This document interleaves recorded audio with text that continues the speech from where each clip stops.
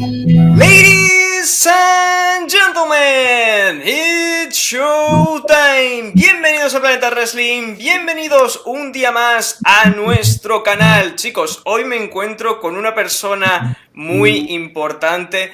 Me encuentro con una leyenda dentro de lo que viene a ser del negocio, de la historia del wrestling. Me encuentro con nada más y nada menos que Jim Johnston, la persona que el responsable de crear una gran parte de la magia de WWE, de una gran lista de temas, y lo tenemos hoy aquí con nosotros. Hey Jim, how's it going? It's going great. How about you? I'm great, thank you. It's an enormous pleasure talking to you today. In Spanish, during the introduction, I said like we here today with us a big legend, a responsible. I apologize for not being able to speak Spanish. Don't worry. That's fine. Like English is like my second language, right? So it doesn't matter, Jim. So I would have learned it, but I was too busy writing music. So yes, but that's better. That's better. Music is better. So, Jim, like I was saying, it's an enormous pleasure having you today here in Planeta Wrestling. So, let's start with the interview. And the first thing that I want to ask you, for those ones who don't know you really well, your first days in WWE, when you signed with the company, what do you recall for those first days? And how was your first days? I think it was in 1985 when you signed with WWE.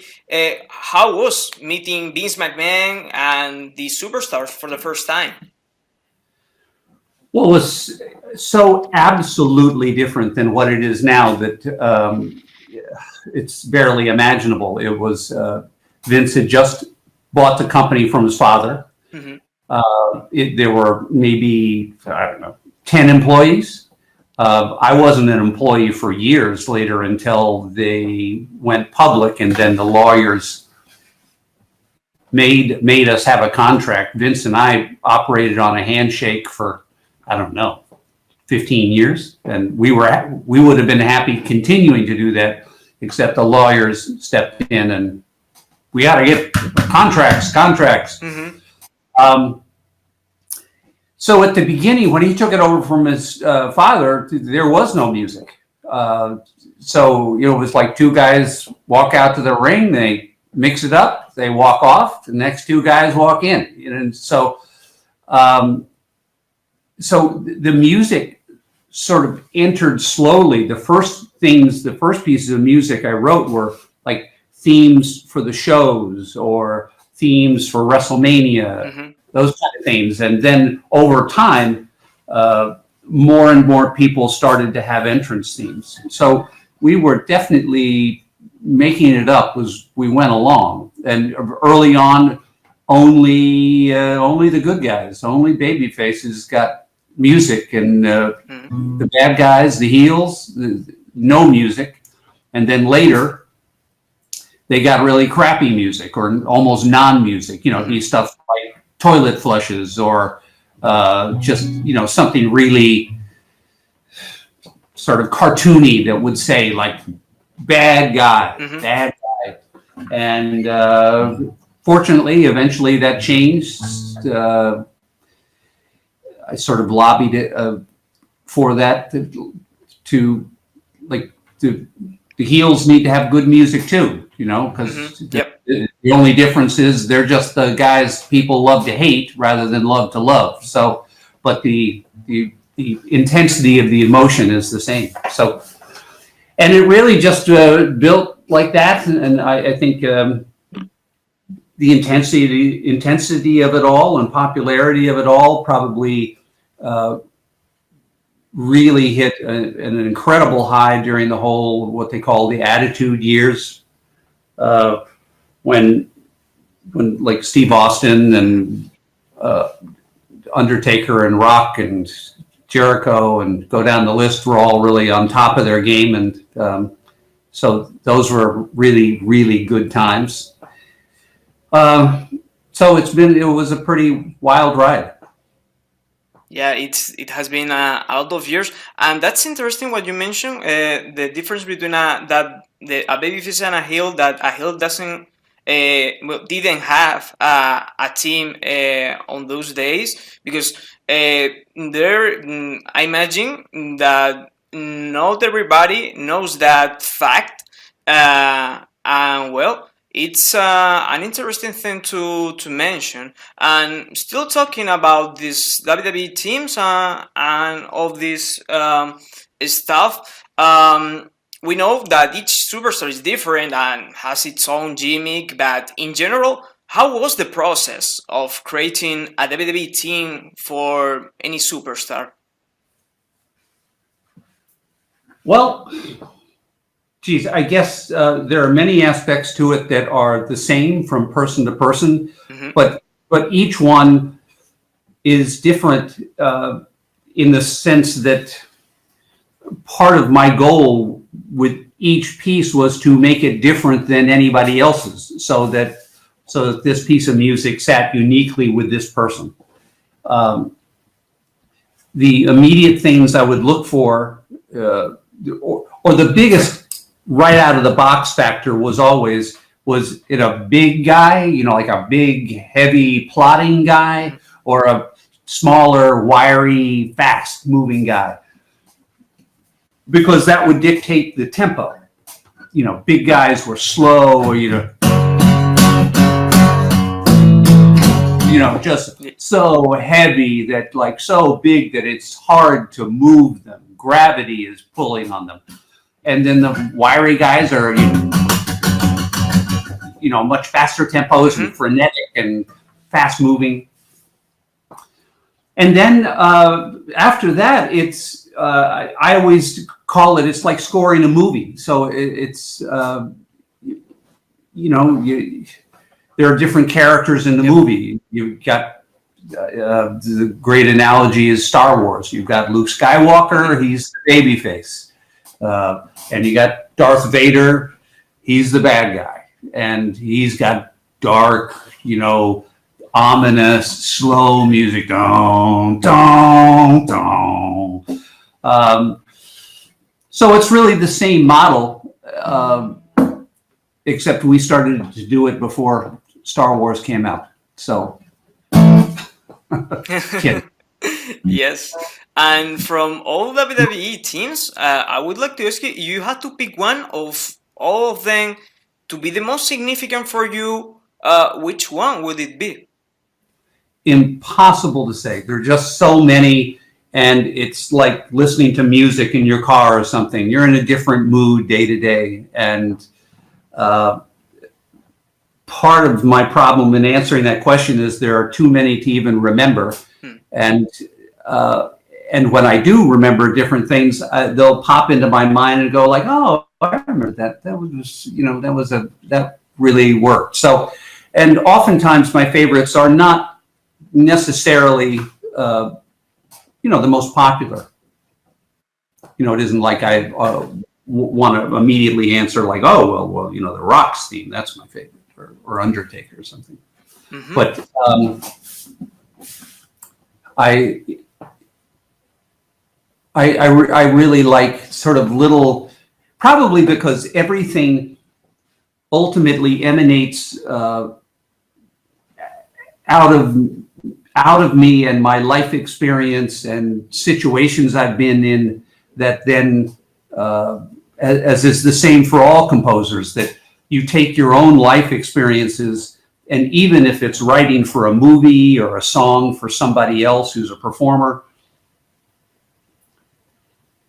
ultimately it's taking yourself, your personality, and your life experiences and the way you see the world, and transposing it onto them in some way, in a way that feels like, well, what would I do if I were that guy? What would I do if I was a 7 foot tall Undertaker? Yeah. what would I feel like, and trying to write from that perspective. So it was always so important to me to somehow capture the person's personality, to bring out something that was something that was true. I didn't want to just do the cartoony surface character, like, very bright costume or something. But what is it about that person that, like on the surface, you could say Steve Austin is like, oh, he's a real kick-ass guy. Yep. He's a real tough guy. You don't want to mess with him. He can be really mean and rude sometimes. But what I think makes his music successful is it goes deeper to that part that people want to identify with in him, which is defiance and being brave enough to stand up to bullies and to tell the boss to go screw himself, and all the things that most of us are very either plain scared to do wisely because you'll get fired, or just wish we were brave enough to stand up to people who we think are doing wrong stuff. And that was his trademark. If he thought someone was being an idiot, he was going to be the first to say it. So what you mentioned, Jim, I can totally identify with that, because when I was at primary school, right, I was a very shy child, and I remember that I was and I still a huge fan of Stone Cold Steve Austin. And when the teacher told me to talk to the class between like 20 kids, I was very shy to talk in public. And then when I started to watch wrestling, and like I was saying, Stone Cold was one of my favorites once at the time, and still. And the music was so badass that in my head went the idea of, okay, let's go and go for it. Let's go ahead. And that's what you have just said. It's like to go for your goals, and gives you strength. Yeah. Imagine how much more effective it would have been if the teacher would have actually let you play the music. Fantastic. And then start talking. It's like it's the power of music. It's magical, and that's why it's so important that the theme match up with the wrestler's personality, because before they come out, they need help getting into that mood, into that place. They're not always, in performance mode. And so the more that music, when they hear it, boy, it's like lighting a fire under them, then that's when I feel like I've done my job. And I think that's why today there are less stars, and the stars kind of aren't as big. Most of the wrestlers are just kind of much more generic, is because the music's not making them different. Yep. The music's generic. It doesn't talk about character, doesn't speak to emotion.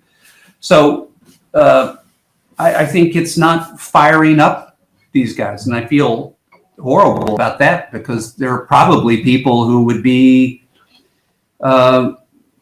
much bigger stars now if they had the right music and the right look and some good storylines. I agree with you, Jim, on that idea, because my next question was about that. The nowadays WWE teams that are so different to the teams back in the day, in the early 2000s and 10 years ago. It's very different. I know that in general, not only in wrestling, music has got a very big evolution.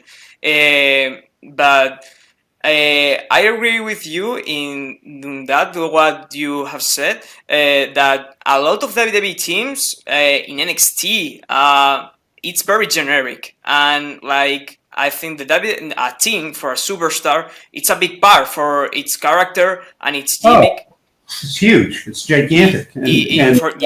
For its gimmick, and if you're watching from the next room now, you often can't even tell who's coming out because it's so generic, and I don't understand it. But hey, I think it's a very, in my opinion, it's a very big problem. There are some teams that are very good, but in general, for me, it's a very big problem to differentiate who is that superstar who is coming into the ring. I don't know, and we hope that in the future this change. We hope that this situation moves on. So that was my next question about nowadays music. But let's follow up with these recent years, and a lot of people of the WWE universe has missed you since 2017. How were your last days signed with the company? Well, they weren't very good. There was people trying to get another group of music guys in there, and it's the realities of corporate life, and they eventually got that done. I think that history bears out that was not maybe the best decision to make, but hey, politics in the corporate world are just as bad as politics in the political world, and there's a lot of backstabbing and people trying to get ahead, walking on other people, and that's something I just not my thing. Mm-hmm. Then in 2019, you work with Ring of Honor to produce I think it was the PCO team. Oh yeah. Well, it really had nothing to do with the company. It was the PCO somehow managed to get in contact with me, and he was so kind and respectful, and I guess it's not true that flattery will get you nowhere, but he was so kind and so gracious, not demanding at all, but is there any chance you would consider writing a piece of music for me? And so I did, and it was nice. He was a great guy, and I hope it's still serving him well. Mm-hmm. And talking about other companies, have you ever thought of working, or would you like to work with another wrestling company?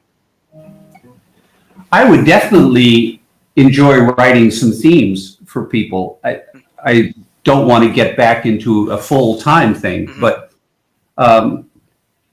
humans are very habitual, and we it's where we see it most, I guess, in our lives is, I'm going to exercise. So you exercise for 3 weeks, and then you miss a few days, and boom, that habit's gone. Now it's so hard to start exercising again. Same thing if you're trying to lose weight or quit smoking, whatever it is.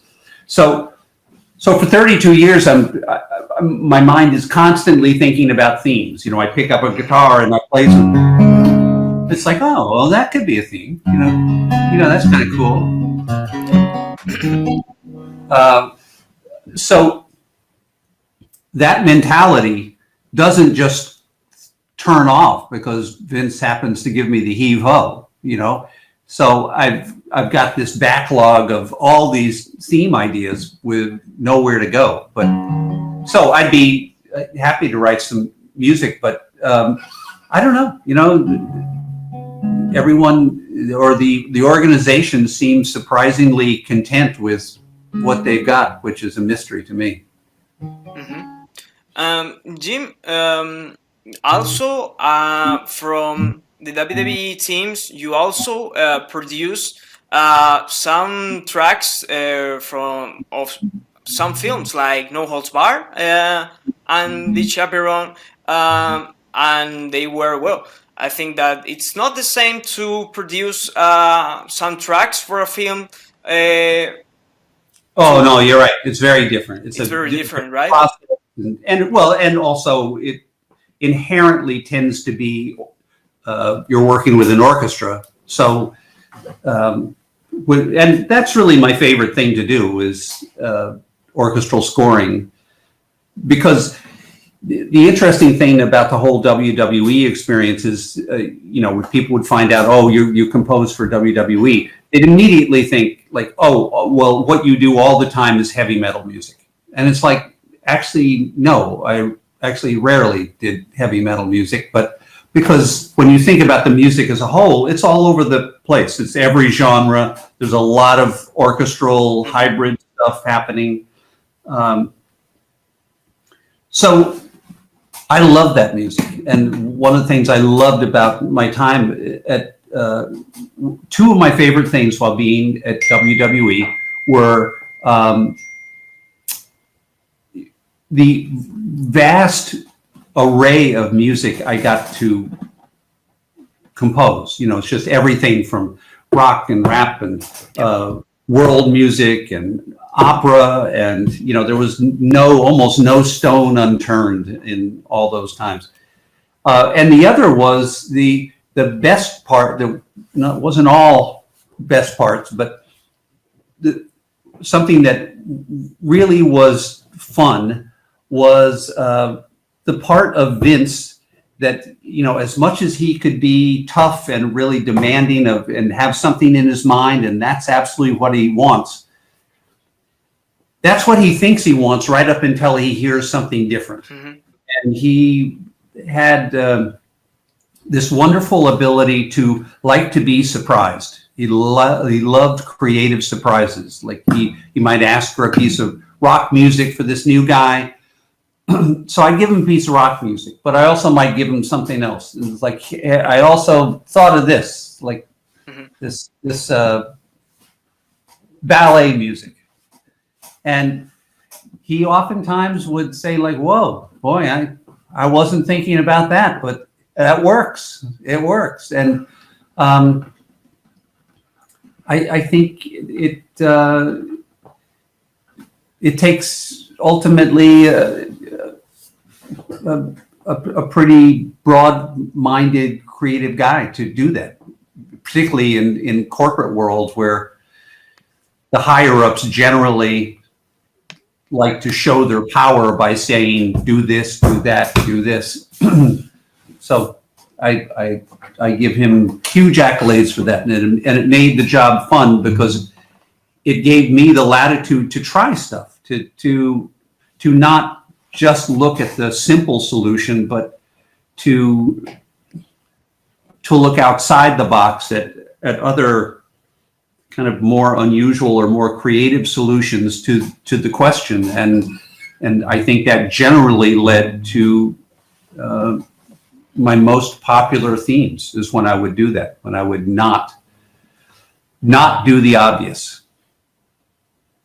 And I got a question now that it's like, I don't know if it's going to be difficult for you to answer, but if you didn't sign Imagine with WWE and in 1985, do you think that you will work for a wrestling company, or in my the God, no. Oh, no. No, I never like sent tapes out to WWE. Like, here, hey, I'm Jim Johnston. I'm a composer. Listen to my stuff. Please hire me. It was completely. I mean, I wasn't then, nor am I now, even a wrestling fan. It's purely happenstance that drew me there. I love sushi. It's my favorite food. I ate at the only sushi bar in our town. Wow. And at the time, there were very, very few sushi bars around, very few. And so it'd be like going to your local bar. You'd see the same people there all the time. And so this was like a 6-seat sushi bar. So this one guy, and we'd say hi. And then one night he walks in and says, "Hey, didn't you say you write music? I have to. My boss asked me to put a video together for a cable TV convention, but I don't know how to put music to it. Do you want to do it?" And so I did it, and Vince ended up liking it. I ended up meeting Vince.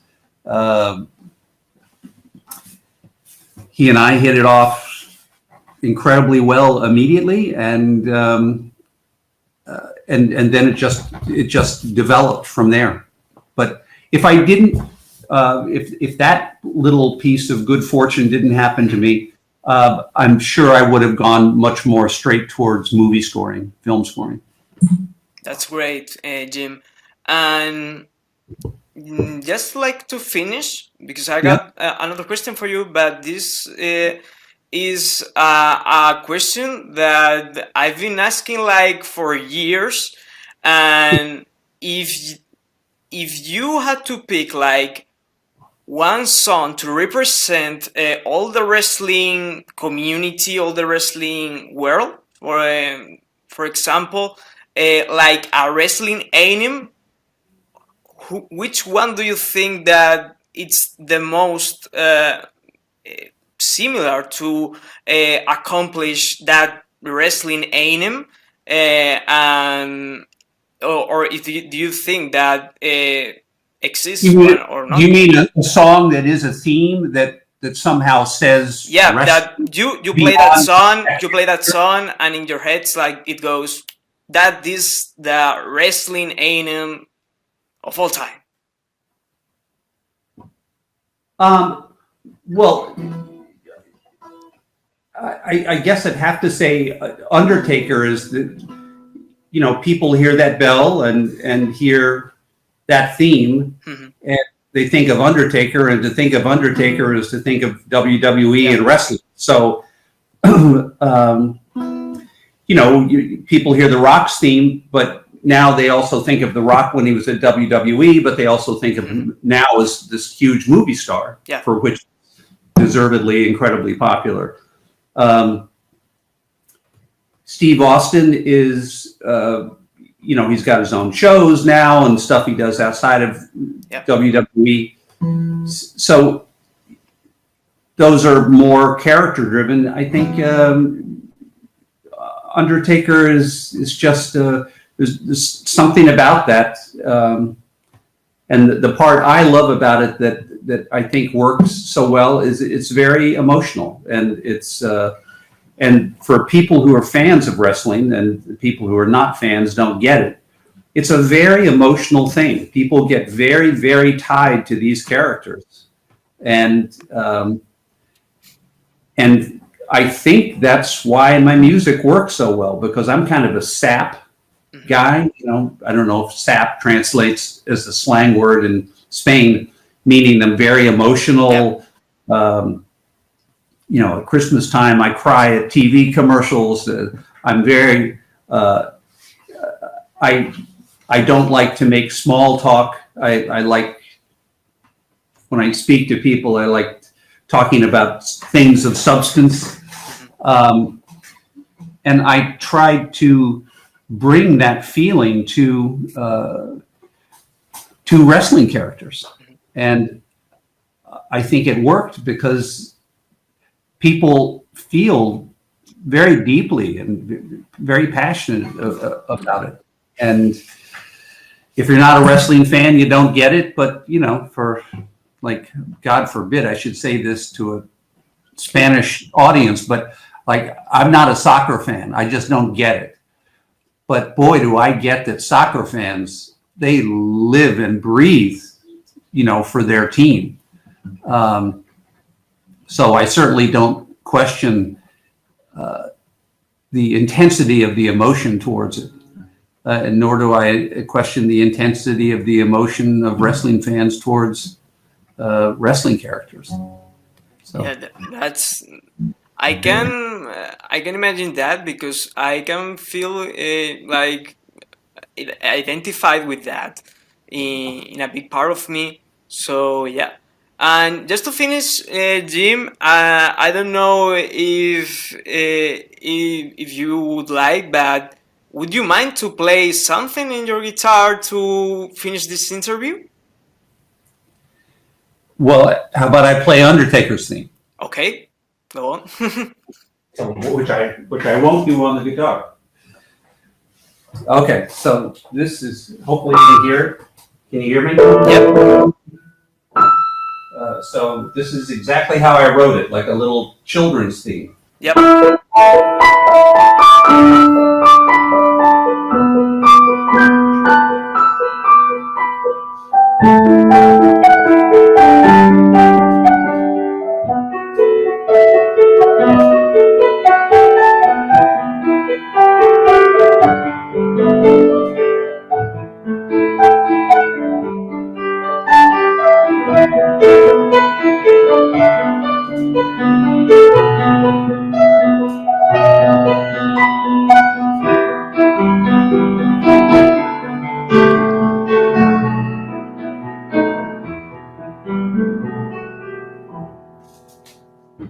That's awesome, Jim. I'm going to start to cry, really. Oh my god. I feel so blessed. Oh my god.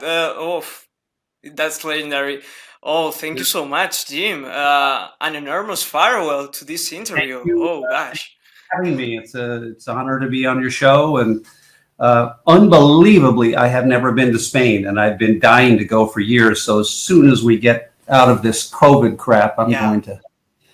We hope this COVID crap goes off, and we hope that we can go to other countries and visit our friends, because this is like a very, very, very bad nightmare. Yeah, horrible. Yeah. Well, hoping, God willing, it will be out of it sooner than later, I hope. So maybe I'm hoping for a wonderful summer. Yeah, we hope that, please. So thank you so much, Jim, for being here with us. Very well. I'm going to repeat a lot, but it's an enormous pleasure to have you today. Thank you so much. Thank you for taking the time, and thank you for asking me. Enjoy the rest of your night. Oh, thank you. So, chicos, aquí se acaba la entrevista. Muchas gracias por ver la entrevista. Ya sabéis que podéis seguir a Planeta Wrestling, podéis seguir también a Jim, apoyar su trabajo y poquito más me queda por decir. Seguir a Planeta Wrestling, seguir a Jim Johnston, su trabajo, leyenda de WWE, y nos vemos en el próximo vídeo. Cuidaos, os quiero mucho y paz a todos. Okay. Take care.